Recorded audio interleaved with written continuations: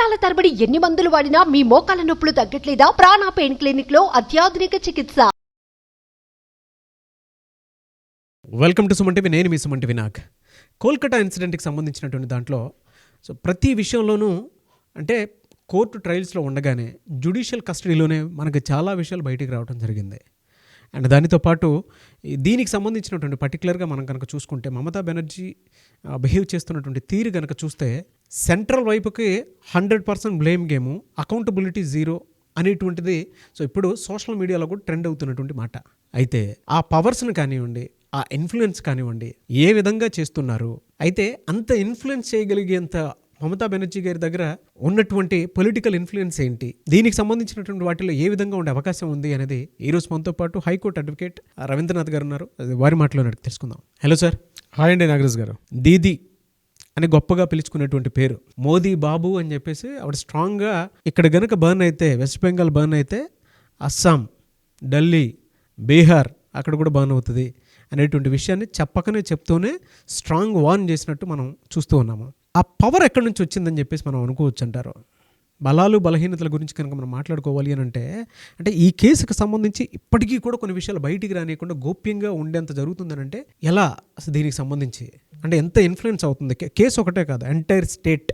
బేసిక్గా మమతా బెనర్జీ గారు దీదీ అని, ఫైర్ బ్రాండ్ అని చెప్పుకున్నటువంటి మమతా బెనర్జీ గారి యొక్క వ్యక్తిగత జీవితం ఒక కోణం, రాజకీయ జీవితం, ఆవిడ డీల్ చేసినటువంటి విధానం, ఒక సమస్య వచ్చేటప్పుడు సమస్యని ఎలా డీల్ చేస్తారు అనే విధానం, తన పక్షం తన పార్టీని పవర్లోకి తీసుకొని రావడానికి ఆవిడ చేసినటువంటి ప్రయత్నాలు ఎలా ఉంటాయి అన్నదొక కోణం, ఆవిడ ఇమేజ్ పెంచుకోవడం కోసం ఆవిడ ఏ రకంగా చేస్తారు, ఇట్లా ఒక్కొక్క షేడ్లో ఆవిడ చూస్తే కానీ ఆవిడ టోటల్ క్యారెక్టర్ని మనం అనలైజ్ చేయడం చాలా కష్టం నాగరాజ్ గారు. ఒక సామాన్యమైన వ్యక్తి ఒక అసామాన్యంగా ఎలా పెరిగింది, ముఖ్యంగా రాజకీయంగా బలంగా ఉండడం. ఎందుకంటే 34 సంవత్సరాల పాటు ఏకఛత్రాధిపత్యంగా వామపక్ష పార్టీలు ఏలుతున్నటువంటి కలకత్తా వెస్ట్ బెంగాల్లో ముస్లిమ్స్ డామినేషన్ ఉన్నటువంటి ఒక ప్రాంతంలో ఒక పురాతనటువంటి నగరం. నిజంగా చెప్పాలంటే ఒక స్వాతంత్రోద్యమంలో కానివ్వండి, తర్వాత వచ్చిన కాలగమనంలో కలకత్తా నగరానికి ఒక విశిష్టత ఉంది. మహామహానుభావులు పుట్టారు అక్కడ. ఒక అరవింద్ ఘోష్ అయితేనేమి, రవీంద్రనాథ్ ఠాగూర్ అయితేనేమి, ఒక వివేకానందుడు అయితేనేమి, చెప్పుకోవడానికి చాలా పెద్ద మంది ఉన్నటువంటి, మొత్తం భారతదేశాన్ని ఇన్ఫ్లుయెన్స్ చేశారు. నాట్ ఓన్లీ భారతదేశం, ప్రపంచాన్ని ఇన్ఫ్లుయెన్స్ చేసిన మహానుభావులు పుట్టాడు. ఈవెన్ దో నేతాజీ సుభాష్ చంద్రబోస్తో సహా అంతమంది వ్యక్తులు పుట్టేటువంటి ఒక కలకత్తా మహానగరం వెస్ట్ బెంగాల్లో ఈవిడ దీదిగా చెప్పుకొని ఈవిడ నేటి సమాజానికి ఆ మహామహుల సరసన ఈవిడ పెట్టొచ్చా, లేకపోతే ఈవిడ డిఫరెంట్గా ఈవిడ ఒక ఫ్రేమ్లో చూడాలన్నది మనం ఇప్పుడు చర్చించుకునే విషయాల్లో మనకు అర్థమవుతుంది నాగరాజ్ గారు. ఇక్కడ మమతా బెనర్జీని మనం చూసే కోణం రెండు రకాలుగా చూడాలి. వ్యక్తిగత జీవితం, ఆవిడ రాజకీయ జీవితం. వ్యక్తిగత జీవితం ఆవిడ ఎలా కనిపిస్తారు? ఒక తెల్ల చీర, ఒక నీలం రంగు అంచు కానీ శారీ కట్టుకొని, చేతిలో ఒక సంచి పెట్టుకొని నడుచుకుంటూ వెళ్ళిపోతుంటుంది.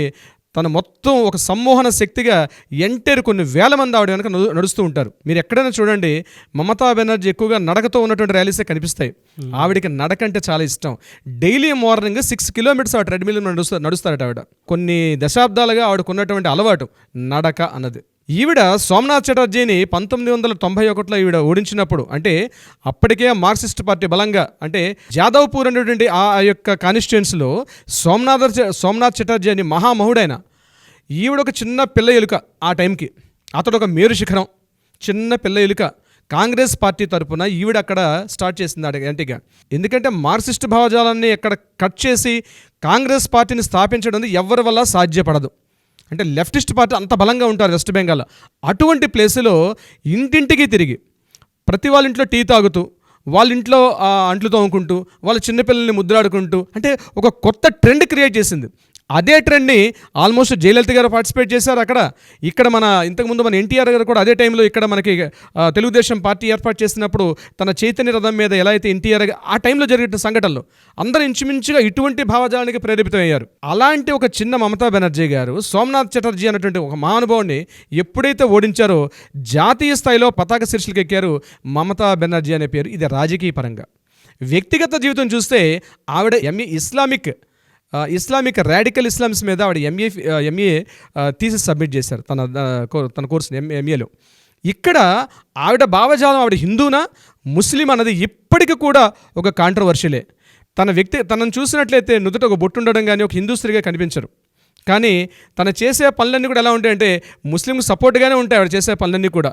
దానికి సంబంధించి మనం రెండో ఎపిసోడ్లో డీటెయిల్గా చెప్దాం. ఆవిడ యొక్క వ్యక్తిగత కోణాలను మనం దర్శించుకుంటూ వెళ్తే ఇంకొక కాంట్రవర్షియల్ పాయింట్ ఏంటంటే ఆవిడ ఎలక్షన్ అఫిడవిట్కి సంబంధించినటువంటి దీంట్లో ఆవిడ అన్మ్యారీడ్ అని చెప్పి ఉంటుంది. ఇది చాలా ఇంపార్టెంట్, అది చెప్పడానికి కూడా మనం సాహసిస్తున్నాం. ఈవిడ అన్మ్యారీడ్ అని చెప్పి ఆవిడ అఫీషియల్ ఎఫిడవిట్లో ఉంటుంది ఎలక్షన్ కమిషన్కి ఇచ్చినటువంటి దీంట్లో. కానీ ఈవిడ అన్మ్యారీడ్ కాదు, ఈవిడ మ్యారీడ్.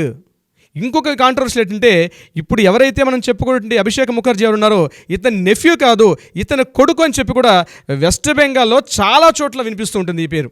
ఇతను సొంత కొడుకే, ఇతను మేనలుడు కాదు అని చెప్పే కారణాలు కూడా చాలా చోట్ల ఉన్నాయి. అవునా? ఇక్కడ మమతా బెనర్జీ గారి యొక్క వ్యక్తిగత జీవితాన్ని నేను చెప్తున్నాను నాగరాజ్ గారు. ఇది ఎక్కడ కాంట్రవర్సీలు చేసే ఉద్దేశం కాదు. దీని మీద దీపక్ ఘోష్ అన్నటువంటి ఒక వ్యక్తి 3 పుస్తకాలు కూడా రాశారు. ఆ పుస్తకాల్లో ఇతని హస్బెండ్ పేరు రంజిత్ ఘోష్ అని, అలీపూర్ పోలీస్ స్టేషన్లో అతను ఒక ఆఫీసర్గా పనిచేశాడని, కానీ తన వ్యక్తిగత జీవితం పారదర్శకంగా ఉండాలని ఈ యొక్క విషయాన్ని తను చాలా హైడ్ చేసుకుంటూ తను ముందుకు వెళ్ళారనే విషయాన్ని దీపక్ ఘోష్ అనే వ్యక్తి 3 పుస్తకాలు రాశారు. 2 పుస్తకాలు బెంగాలీలో రాశారు. I know very close to the her అని చెప్పి ఒక పుస్తకం ఇంగ్లీష్లో రాశారు. ఆ పుస్తకాల విషయాన్ని నేను ఇక్కడ మీకు చర్చిస్తున్నాను. ఆ పుస్తకాలు టోటల్ బెంగాల్ వ్యాప్తంగా పూర్తిగా బ్యాన్ చేయబడ్డాయి ఆ పుస్తకాలు. కానీ ఇప్పటికీ పీడిఎఫ్లో దొరుకుతాయి, యూట్యూబ్లో ఉంటే చెక్ చేసుకోవచ్చు. అవునండి, పీడిఎఫ్లో ఇప్పటికి కూడా మనకు దొరుకుతున్నాయి. అయితే ఈ రంజిత్ ఘోష్ అనే వ్యక్తి అలీపూర్ పోలీస్ కోర్టులో ఇతను ఒక ఆఫీసర్గా పనిచేసేవాడు. వీళ్ళకి సంబంధించిన కొడుకే అభిషేక్ ముఖర్జీ అని ఒక విషయం అయితే ఉంది.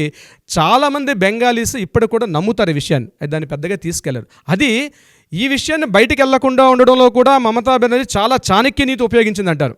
ముఖ్యంగా అక్కడ ఉన్న ఎలక్ట్రానిక్ ప్రింటింగ్ టోటల్ మీడియా తన గ్రిప్లో ఉంటుంది.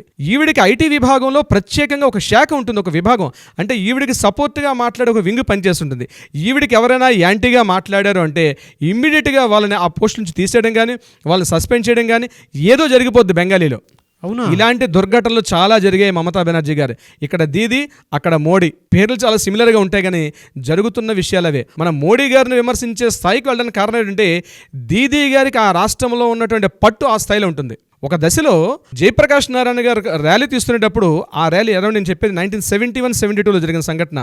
అప్పట్లో భయంకరంగా ఆ టైంలో జరుగుతుంది ఈ నిరసనలు పెళ్లిబుకుతున్న సమయంలో ఆయన కారు బానెట్ ఎక్కి డ్యాన్స్ ఆడారు దుర్గాదేవిలాగా. ఇప్పుడు కూడా ఆ వీడియోలు వైరల్ అవుతుంటాయి మనకి యూట్యూబ్లో చూసినట్లయితే, అప్పుడున్న ఫోటో క్లిప్పింగ్స్ కూడా. అంటే చాలా డేరింగ్ అండ్ డాషింగ్ ఉమెన్ చిన్నప్పటి నుంచి కూడా ఆవిడ చేసే పనులు కూడా అలాగే ఉంటాయి.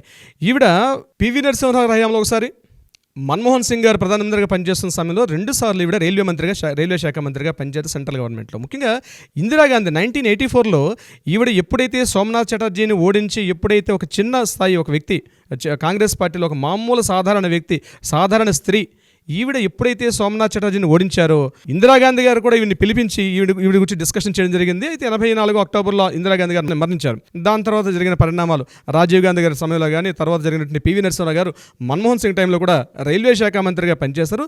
రైల్వే శాఖ మంత్రిగా వెస్ట్ బెంగాల్కి అత్యున్నతమైన రైల్వే సేవలు విస్తరించడంలో చాలా తోడ్పడుతుంటారు. ఈ సమయంలో కాంగ్రెస్ పార్టీతో విభేదాలు చెంది ఈవిడ 91లో కాంగ్రెస్ పార్టీ నుంచి విడిపోయి AITMC, all India Trinamool Congress party అని కొత్త పార్టీని ఏర్పాటు చేసి కాంగ్రెస్ పార్టీతో విభేదం చెందింది. కాంగ్రెస్ పార్టీతో విభేదం చెందడానికి కూడా ప్రధాన కారణం ఏంటంటే రాష్ట్రానికి కావాల్సిన వనరులు, నిధులు సరిగ్గా అందట్లేదనే ఉద్దేశంతో ఈవిడ పార్టీ పెట్టారని ప్రజల్లోకి చెప్పినప్పుడు కూడా ఈవిడ ఇన్ఫ్లుయెన్స్ ఏంటంటే ప్రజల్లో ఆ ముఖ్యంగా ఈ అప్పటికే ఉన్నటువంటి వెస్ట్ బెంగాల్లో ఉన్నటువంటి కొంతమంది రౌడీ ముఖలు కానీ, వెస్ట్ బెంగాల్ కొన్ని గ్యాంగ్స్ విషయంలో కానీ, ముఖ్యంగా బంగ్లాదేశ్ తోటి సత్సంబంధాల్లో ఈవిడికి అనుకూలంగా కాంగ్రెస్ పార్టీ సపోర్ట్ చేయలేదనే ఉద్దేశంతో ఈవిడ తృణమూల్ కాంగ్రెస్ పార్టీ పెట్టిందని కొంతమంది యొక్క విమర్శలు కూడా ఉన్నాయి ఈవిడ మీద. తృణమూల్ కాంగ్రెస్ పార్టీ పెట్టిన తర్వాత మొత్తం అక్కడ ఉన్నటువంటి వామపక్ష పార్టీలో కొంతమంది, కాంగ్రెస్లో కొంతమంది, ఈవిడికి అనుయాయులుగా ఉన్న వాళ్ళు కొంతమందిని తీసుకొచ్చి ఈవిడ పార్టీని స్థాపించారు. కానీ 2 సార్లు ఈవిడ ముఖ్యమంత్రిగా అయిన తర్వాత కూడా ఈవిడ ప్రతిపక్షంలో ఉన్నా, పవర్లో ఉన్నా ఎక్కడ కూడా తన యొక్క ఇమేజ్ తగ్గకుండా ప్రజల్లో ఎప్పుడు కంటిన్యూ ఉంటారు ఈవిడ.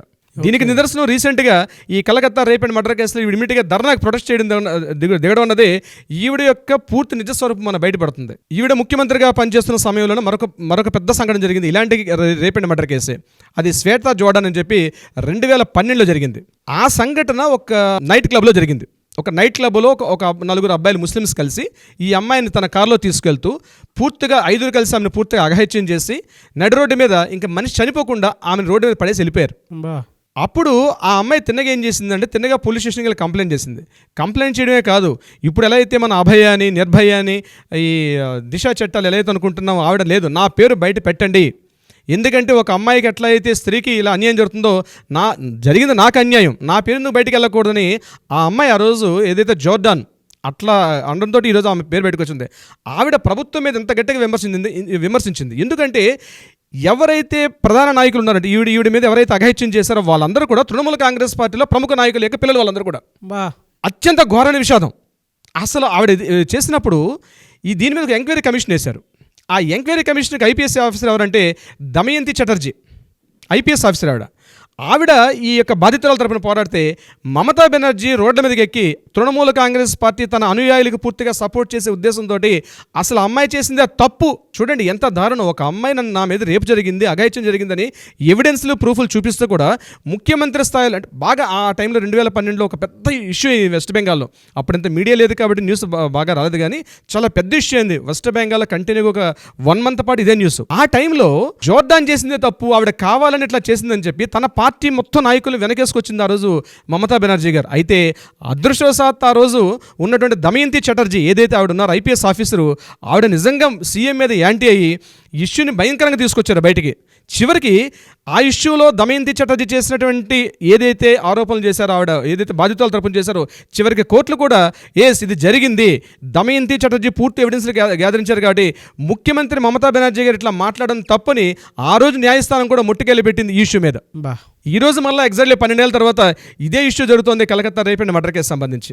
ఈవిడ హయాంలో 4 స్కామ్లు జరిగాయండి నాగరాజ్ గారు. ఒకటి అతిపెద్ద స్కామ్, అందరికీ తెలిసిన scam Sharada chit fund scam. మీరు బహుశా వినే ఉంటారు. ఈ శారదా చిట్ ఫండ్ కంపెనీ అన్నది సుమారుగా 2,000 కోట్ల రూపాయల భారీ స్కామ్ ఇది. ఇందులో తృణమూల కాంగ్రెస్ పార్టీ తాలూకా పెద్ద పెద్ద ప్రముఖులు కూడా ఇందులో ఉన్నారు. ముఖ్యంగా తను ఏం చేస్తుందంటే తన పార్టీని కాపాడుకోవడం కోసం చెప్పి వీలైతే ఎంత అఘాయిత్యానికి ఆవిడ ముందుకెళ్తారు. ఇది ఈరోజు మోడీ మీద కామెంట్ చేయడానికి కూడా కారణం అదే. ఎందుకంటే తన పార్టీ పటిష్టంగా ఉండాలి. నిజంగా ఒక లీడరు అంటే మంచిగా ఆలోచిస్తే అది కరెక్టేమో, కానీ ప్రజల్ని పూర్తిగా ఇబ్బంది పెట్టుకుంటూ 2,000 కోట్ల రూపాయల స్కామ్ ఆ రోజు సిబిఐ వాళ్ళ మొత్తం ఎంక్వైరీస్ తీసుకొచ్చినప్పుడు కూడా తన పార్టీ నాయకులు ఇందులో ఏమీ చేయలేదు, వెరీ క్లీన్ చిట్ అని ఒక స్టేట్మెంట్ ఇవ్వడం జరిగింది. అందువల్ల ఇంతమంది తృణమూల కాంగ్రెస్ పార్టీ నాయకులు ఆమె వెంబడి ఎందుకుంటారంటే వాళ్ళు చేసిన అక్రమాలకి అన్యాయాలు కూడా మమతా బెనర్జీ ఎప్పుడు కూడా తోడ్పాటు అందిస్తారు కాబట్టి ఉంటున్నారు. ఇది Sharada chit fund scam. Number 2 జరిగింది రోజ్వెల్ చిట్ ఫండ్ స్కామ్. ఇది కూడా సుమారుగా 2,000 కోట్ల రూపాయల స్కామ్. ఇది కూడా మమతా బెనర్జీ గారి హయాంలో జరిగింది. కానీ ఇక్కడ చూడండి విశేషం, ఎన్ని స్కామ్లు జరిగినా డైరెక్ట్గా మమతా బెనర్జీ గారి మీద పూర్తిగా అభియోగాలు వచ్చినప్పుడు కూడా మీడియా యంత్రాంగం మొత్తం కూడా మమతా బెనర్జీ క్లీన్ చిట్ అని చేయడం అనేది ఇక్కడ సర్వసాధారణం అయిపోయింది. మరొక పెద్ద scam Narada string operation. Trinamool Congress party నాయకులు పూర్తిగా అవినీతికి అలవాటు పడ్డారు. ఒక స్ట్రింగ్ ఆపరేషన్, ఒక ఎలక్ట్రానిక్ మీడియా వాళ్ళు ఒక నారదా స్ట్రింగ్ ఆపరేషన్, నేను ఆ మీడియా పేరు చెప్పడానికి ఇష్టపడట్లేదు, వాళ్ళు ఏం చేశారంటే వీళ్ళు డైరెక్ట్గా డబ్బులు తీసుకునే విషయం, ఒక లావాదేవీలు మొత్తం కూడా డైరెక్ట్గా స్ట్రింగ్ ఆపరేషన్ పెట్టి వాళ్ళు తీస్తే దాంట్లో కూడా మమతా బెనర్జీ గారి పేరు బయటకు వినిపించింది. కానీ ఆ స్కామ్లో కూడా ఆవిడ తప్పించుకున్నారు నారదా స్ట్రింగ్ ఆపరేషన్లో. మరొకటి బీర్బమ్స్ కోల్ స్కామ్. ఈ కోల్ స్కామ్ అనేది బీర్బమ్ అని ఒక ప్లేస్ అనమాట. అక్కడ బాగా బొగ్గు గనులు బాగా ఎక్కువగా ఉంటాయి. వెస్ట్ బెంగాల్లో కలకత్తా నుంచి సుమారుగా 350-400 కిలోమీటర్ల డిస్టెన్స్లో చిట్టగాంగ్ ఫారెస్ట్ దగ్గరలో ఉంటుంది. అక్కడ ఈ బీర్బమ్ అనే ప్రాంతంలో జరిగినటువంటి కోల్ స్కామ్లో కూడా ఈవిడిగా డైరెక్ట్గా హస్తం ఉందని చెప్పినప్పుడు కూడా చాలా తెలివిగా తప్పించుకున్నారు. ఇట్లా చెప్పుకుంటూ పోతే మమతా బెనర్జీ గారి మీద ఉండే అభియోగాలు, అవినీతి ఆరోపణలు లెక్కకి మిక్కిలు ఉంటాయి. కానీ ఈ రోజుకి ఆవిడ ప్రజల యొక్క మనల్ని పొందింది. అంటే రెండోసారి మొన్న రీసెంట్గా తను ఎప్పుడైతే తన పార్టీ అధికారంలోకి వచ్చింది కాబట్టి. కానీ ప్రజల్లో ఎలా ఉందంటే మమతా బెనర్జీ గారు వామపక్ష భావాలతో, మార్క్సిస్ట్ భావజాలతో ఇరుక్కుపోయినటువంటి వెస్ట్ బెంగాల్ యొక్క పూర్తి దాన్ని తను ఏదో బాగు చేస్తారు అనుకున్నారు మమతా బెనర్జీ వచ్చి. కానీ కొన్ని సంక్షేమ పథకాలు కూడా చేశారు. ముఖ్యంగా గవర్నమెంట్ స్కూల్లో సైకిల్స్ ఇవ్వడం అయితేనేమి, గవర్నమెంట్ స్కూల్లో ప్రతి విద్యార్థి కూడా సైకిల్ ఇచ్చారు ఆవిడ. ఓకే, ఆవిడ అదొకటి ఫస్ట్ చేసిన పని. ఇలా కాకుండా చాలా పెన్షన్ స్కీమ్స్ అయితేనేమి, చాలా ముఖ్యంగా సంక్షేమ కార్యక్రమాల్లో చాలా దాన్ని మన జగన్మోహన్ రెడ్డి గారు కొన్ని అడాప్ట్ చేసుకున్నారు. అవి మనం ఇంకోసారి డిస్కషన్ చేద్దాం. అవే స్కీమ్స్ని జగన్మోహన్ రెడ్డి గారు కొన్ని అడాప్ట్ చేసుకున్నారు. అక్కడ చెన్నైలో ఉన్న జయలలిత గారు కొన్ని అడాప్ట్ చేసుకున్నారు. దీనికి సంబంధించి ఏదైతేనే కొన్ని సంక్షేమ పథకాలు చేసుకున్నప్పుడు కూడా అవినీతి ఆరోపణలో మమతా బెనర్జీ పెట్టింది పేరు, కానీ ఎక్కడ కూడా తన పేరు రాకుండా అద్భుతంగా మేనేజ్ చేసుకుంటారు. ఇదిలా ఉండగా 1000 రాబందులు తిన్న ఆ రాబందు కూడా ఏదో ఒక గాలివానికి పోయినట్టుగా ఈరోజు ఏదే జరుగుతుందో Calcutta rape and murder case సంబంధించి ఆవిడ మొత్తం సెంటర్లో ఇరుక్కుపోయారని చెప్పడంలో ఎటువంటి డౌట్ లేదండి. తన పార్టీ వాళ్ళు ఆవిడ వ్యతిరేకిస్తున్నారు, ప్రజలు వ్యతిరేకిస్తున్నారు. ఇక్కడ ఇంకో విశేషం చెప్పాలంటే నాగరాజు గారు, ప్రజలు మమతా బెనర్జీని వ్యతిరేకించట్లా, దీని మీద న్యాయం జరగాలని కోరుకుంటున్నారు. ఇక్కడ జాగ్రత్తగా పాయింట్ అబ్జర్వ్ చేయండి. ప్రజలు మమతా బెనర్జీ రాజీనామా చేయాలని ఫస్ట్లో అడిగారు. ఇప్పుడు జరుగుతున్న రీసెంట్గా గడిచిన వారం 10 నుంచి న్యూస్ చూడండి, మమతా బెనర్జీ గురించి మాట్లాడట్లా, అభయాన్ని న్యాయం చేయమని కోరుతున్నారు. కానీ ఇండైరెక్ట్గా సందీప్ ఘోష్కి ఆడుకున్నటువంటి ఫోన్ ట్యాపింగ్స్ అయితే, మన ఫోన్ డిస్కషన్స్ అయితేనేమి, వాట్సాప్ డిస్కషన్స్ అయితేనేమి, ఇవేవి కూడా బయటికి రాకుండా మీడియా చాలా అద్భుతంగా కవర్ చేసుకుంటూ వెళ్తుంది. అందులో నో డౌట్ సిబిఐ వాళ్ళ ఇన్వెస్టిగేషన్లో బయటకు వస్తే కానీ, ఈ డీటెయిల్స్ సెంట్రల్ గవర్నమెంట్ ఇన్వాల్వ్ అయితే కానీ ఇవి బయటికి రావండి నాగరాజ్ గారు. మమతా బెనర్జీ అనేటువంటి ఒక పెద్ద వ్యవస్థ వెస్ట్ బెంగాల్ అనేటువంటి ఒక కోటలో ఒక మహారాణి, ఈవిడికి ఒక పేరు కూడా ఉంది, queen of electronic media, queen of print media అంటారట ఈవిడిని. ఆ రకమైన పేరుతో పిలుస్తారు వెస్ట్ బెంగాల్లో.